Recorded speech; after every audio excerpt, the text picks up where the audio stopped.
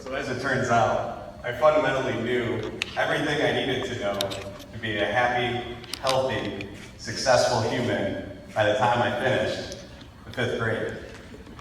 I then spent the next 30 years of my life listening to a voice that insisted I had it all wrong. But I'll get to that in a second.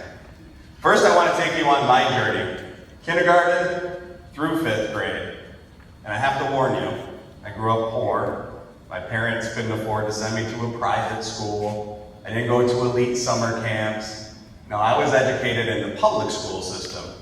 And it's there that I learned a whole slew of essential F words. And I want to share a few of those with you now.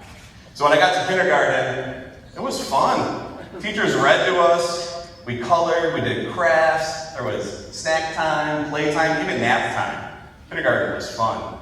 I got to 1st grade, I had friends. Pat, Joe, Chris, Christy, Heather, all people I met in kindergarten. We hung out over the summer, came back to 1st grade, there they were again, my friends. 2nd grade, I started focusing on my fitness, playing sports like soccer and basketball, baseball, learning to compete against others. So let's connect the dots real quick. I was having fun, I was with my friends, I was focusing on my fitness, life was good. And then I got to 3rd grade and I realized that none of that's possible without my family. You see, I had no job, I had no money, I had no car, I had a lot of questions that I didn't have answers to, and my family was there to help me out along the way. 4th grade, I learned about forgiveness. In 4th grade, it came to light that I was pretty smart. I got straight A's, as a matter of fact. And my friends that I just introduced you to, Pat and Joe, Chris, Christy, Heather, they thought it would be really funny to give me a nickname, Bookworm. They thought it was funny, I didn't. I hated that nickname. But they were relentless with it. Bookworm this, bookworm that. And finally I was like, guys, I don't like that nickname. And they were like, okay, we won't call you that anymore, sorry. And I forgave them. And then I got to 5th grade. And for the first time in my life, I told you I was kind of smart, or so I thought. I experienced failure. It was a science test. I hated science then, I kind of still do now. And I got a 60. And I remember sitting in that desk, staring at that bright red 60%. And there was butterflies in my stomach and a knot in my throat, and I was holding back tears. And for the very first time in my life, I heard that voice. Hey, Scott. Yeah? You are a failure. I am? Yeah, you failed the test. Smart people don't fail tests. You are a failure. Huh. I guess I am. In her book, Worthy, author Jamie Kern Lima challenges readers to think about the first time you sat in a desk. Teacher asked a question, you knew the answer, but you didn't raise your hand. For me, that very first time came the very next day after I failed that science test. Teacher asked a question, I 100% knew the answer. But instead of raising my hand, I left it by my side. And I just sat in silence. And I listened to that voice. Don't do it. Don't raise your hand. You'll get it wrong. Everyone will laugh at you. It'll be so embarrassing. So I sat in silence, and I allowed the teacher to call on one of my classmates, and she gave the same exact answer I was going to give. She got it right. I would have gotten it right. I knew the answer. In fact, I fundamentally knew everything I needed to know to be a happy, healthy, successful human by the time I got through the 5th grade. Have fun. Hang with friends. Stay fit and active. Love your family. Forgive others. But when I got to failure, instead of using that failure as feedback, instead of looking at that 40% that I didn't get right and asking why, and what can I do different and better, and how can I improve, I just allowed that failure to define me.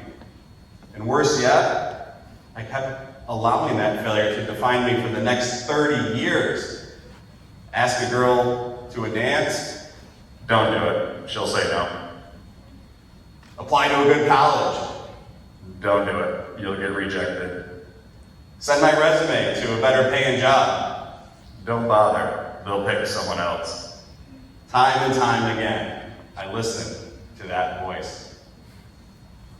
Studies suggest that the average elementary school child will laugh over 300 times per day.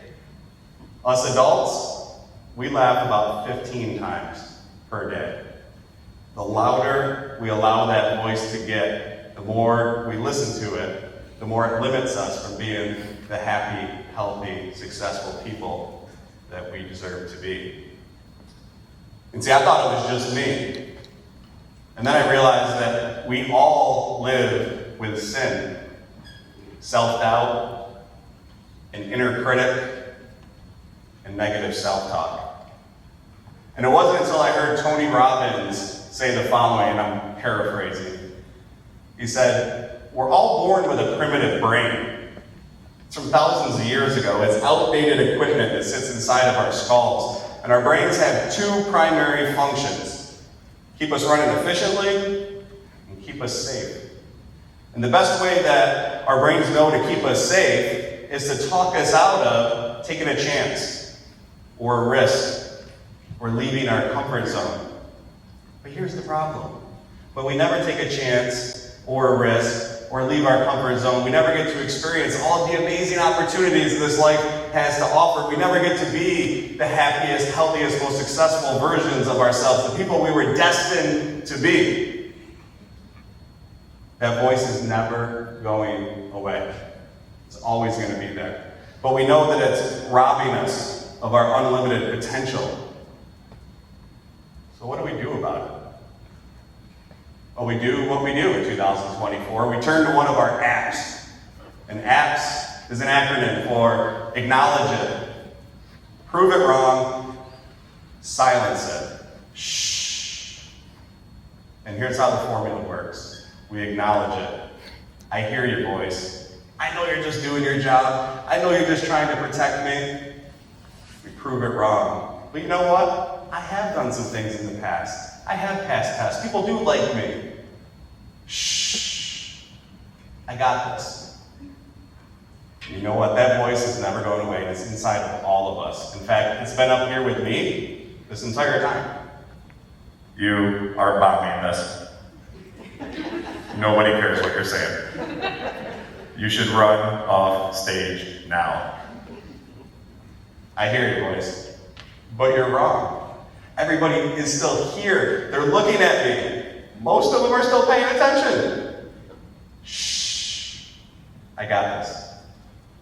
And you know what? Sometimes that works, and sometimes it doesn't. Sometimes that voice persists. Sometimes it gets louder, almost like it's mocking you. Yeah, well, you know that when you're done with your talk, nobody's going to cheer for you, right? I hear your voice. But again, you're wrong. Now be silent. Shh. So you can hear this crowd cheer.